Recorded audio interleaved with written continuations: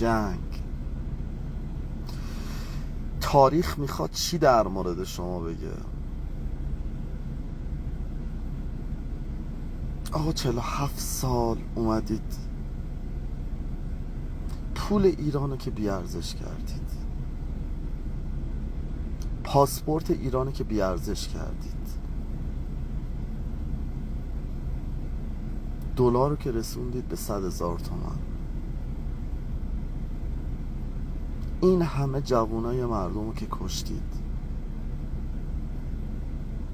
مردم تو دل خودشون میگفتن حداقل جونمون، زندگیمون، خانواده‌هامون در امنیت هستن، مرزهامون در امنیت کامل هست.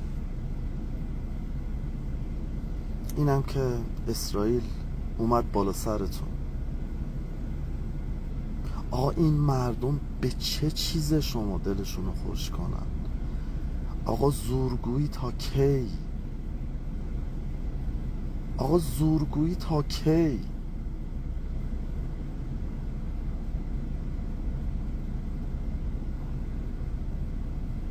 تو این 47 سال چه خدمتی برای این مردم کردید؟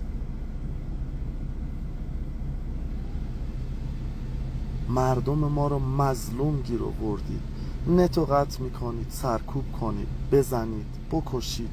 تو تاریخ چی میخوان در مورد شما بگم؟ بابا به خدا، به دین، به مذهب، همون دین و مذهبی که شما اگر میپرستید نمیپرستید، تهش همه ما میمیریم.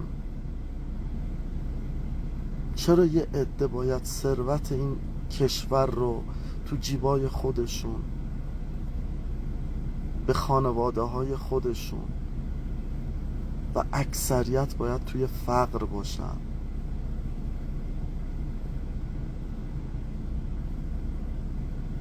چرا خانواده های خودتون رو از کشور خارج میکنید؟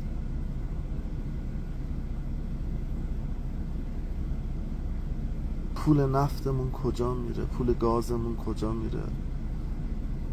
ثروت ملیمون کجا میره؟ پول معدنهای طلامون کجا میره؟ بابا بس دیگه. 47 سال خوردید، دزدیدید، کشتید. بابا به خدا باید کارما پس بدید، به والله باید کارما پس بدید. این دنیا بیدر و پیکرم نیست، یه هوش برتری هم وجود داره، یه خدایی هم وجود داره.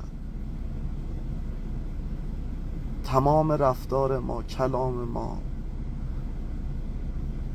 کارهایی که ما میکنیم، همش رو تو همین دنیا باید پس بدیم. کارمایش رو پس میدیم.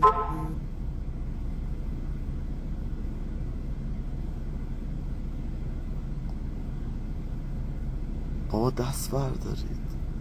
بابا شما هم آدمید، برید یه مملکتی، یه جایی برید زندگیتون رو بکنید، دست از سر این مردم وردارید.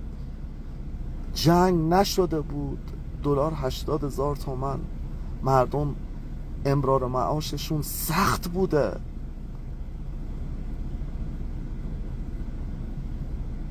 چه جمهوری اسحاقی، چه شاهنشاهی، چه هر کس دیگه بیاد، بابا زیر ساخت های کشور رو دارن بمباران میکنن.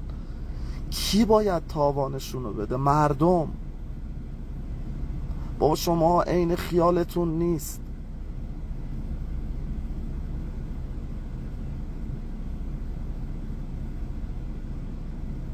مردم همین جوری توی گرونی و سختی داشتن زندگی میکردن. زندگی رو براشون جهنم کردید. حالا که جنگ شد میکشید. خب آقا یه دونه بمب بزنید همه آدم رو بکشید دیگه. بزنید بکشید، خودتون برید زیر یه سوراخی قایم بشید. بزنید همه ما رو بکشید.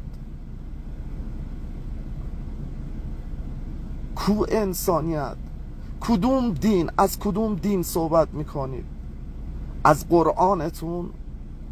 قرآنتون میگه اگر یک انسانی رو بکشید، اون انسان برای آزادی خودش، برای گشنگی خودش فریاد میزنه، بیگناه بکشیدش، انگار کل کشور رو کشتید. کدوم دین؟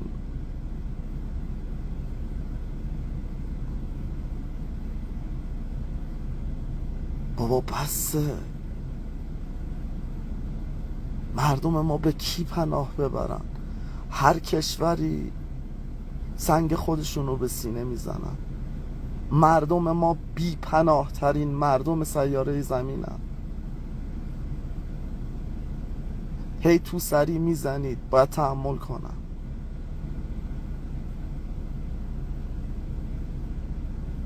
تجاوز که میکنید، همه چی رو که گرون کردید، ثروت مملکت رو به فنا دادید، پولای مملکت رو خارج کردید. بابا بسه. بابا این مردم هم حق دارن تو اون خاک. این مردم هم تو اون خاک به دنیا اومدن. پول نفت، پول گاز، پول طلا، پول معادن حق این مردمه. شما کی هستید که خودتون رو انداختین تو این کاسه عسل؟ ول بکنم نیستید. شاخشونه میکشید برای همه دنیا.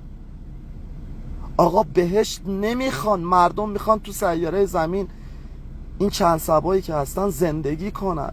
شما برید بهشت، شما برید بهشت. آقا بذارید همه ما بریم به جهنم، شما برید بهشت. آقا مردم دین نمیخوان. اگر این خدایی که شما ساختید که یه عده باید بخورن، دیگران اگر حرف بزنن کشته میشن، باید به سختی تن فروشی کنن، تو آشغالدونا دنبال غذا بگردن، اگر این دینی که شما میگید، این خدایی که شما میگید، این مردم خدا و دین رو نمیپرستن، بابا خودتون برید بهشت. بابا به خدا قلبمون درد گرفت. نت و قطع میکنید، میدید خونه های مردم، طلاهاشون رو میگیرید، تو سرشون میزنید، میکشید، خط و نشون میکشید. بابا آبروتون تو سیاره زمین رفته. بابا همه جا دارن میگن شماها تروریستید.